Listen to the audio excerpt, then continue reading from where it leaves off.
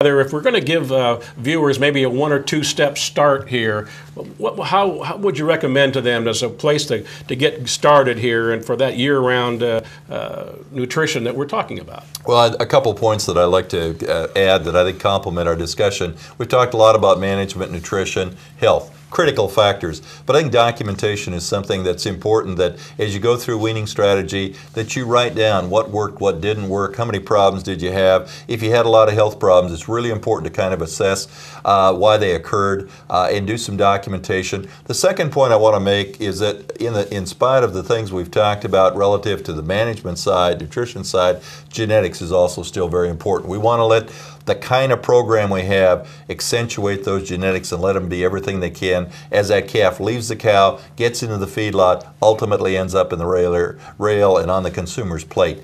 Genetics is still a key part of that whole process, and we want to let these management, nutrition, health programs accentuate that.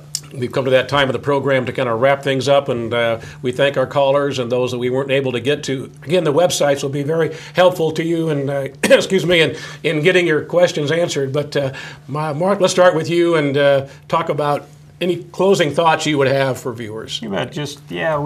We covered a lot of ground here tonight. I think each one of these points have a very important place. I would stress health and thinking about it as a plan. It's not boy, again, I just better time to wean the calves. I better go down and see if I can.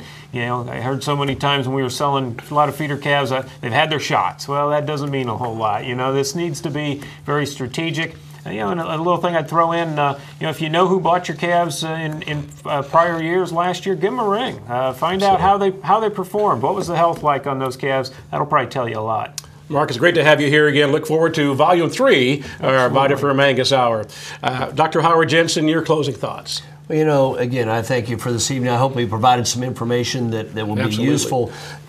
We at VitaFerm talk, Larry just talked about the genetics, okay? And we talk about that genetic potential. We spend a lot of time picking our genetics, and we talked about going out in the middle of the night and, maybe making sure that heifer's, going to calve all right. But weaning time may be the biggest time to either capture or lose a lot of extra money. We're talking about $3, maybe $5, maybe $10 a 100 pounds, okay? They can make a difference. So nutritionally, setting them up is really important. Less than a minute here, Larry. Thank you for being with us again. Your closing thoughts here. Well, every part of the country is different in terms of what works in Montana may not work in Florida.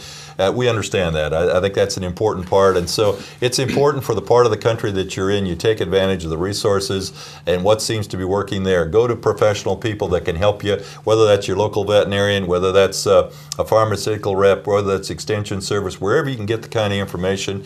And we'd like to think that within our company, as well as, of course, the Biozyme company, some of that information exists. Very good. And speaking of information here, we have websites available for you for Angus cattle. It's angus.org. Information on nutrition, you can go to VitaFerm.com. Information on certified Angus beef, it's cabpartners.com. Thanks for watching RFD TV. I'm Mark Oppold. Good night.